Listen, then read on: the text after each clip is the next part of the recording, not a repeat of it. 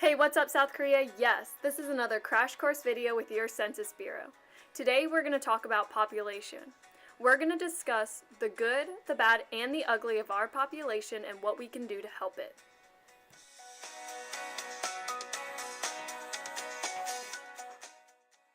Before we start talking about our current population and our issues, let's go back to the 1950s when our population was about 21 million. This number reflects the growth during the Korean War when hundreds of thousands of refugees flooded into the country from the north. By the late 1960s, we also experienced large-scale migration from our own countryside into bigger cities such as Seoul. Rural areas lost most youthful and productive members of their labor force. This meant that within Korea we had an imbalance in the population with huge concentration in the capital city, Seoul. Birth rates were extremely high as the instability of the war years ended, and people went back to having large families within these less developed parts of Korea. By the 1970s, our economy started to flourish after the economic recession caused by the war. The population grew to 31.9 million. At the same time, birth rates began to drop tremendously.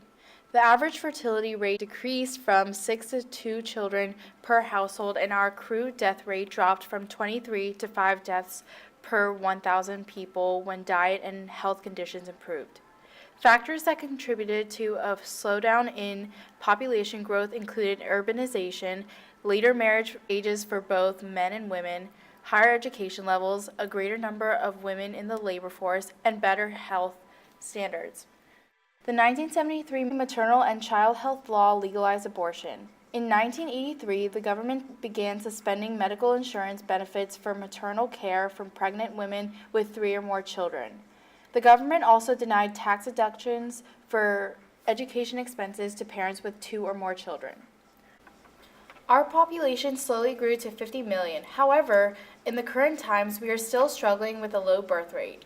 We believe that if current population trends hold, our country's population will shrink to approximately 38 million towards the end of the 21st century. The average fertility rate dropped from 2 to 1 child in 2017. In addition to having fewer young people, the share of Korea's population that is elderly is growing rapidly. More than 14% of the population is over 65 years of age and is getting worse. Another problem is that, despite of all of our economic success from the 1970s to the current day, many of our elders lived and are living today in poverty. About 50% of the 66 to 75-year-olds living in South Korea are living under the poverty line. This partially is to do with lower retirement age and heavy competition for jobs. Only a quarter of our elderly are being financially supported by their offspring. Many of our elders are committing suicide to avoid putting financial strain on their family members and relatives. Death rates are now starting to increase from 5 to 7 deaths per 1,000 people.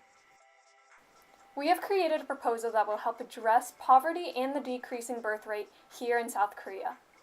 Our proposal includes increasing the retirement age to 65 from the previous age of 60. This will help avoid older people being pushed out from work when they still need financial support. South Korea must also prioritize making our public pension system more efficient so it can provide for more people with funds after retirement.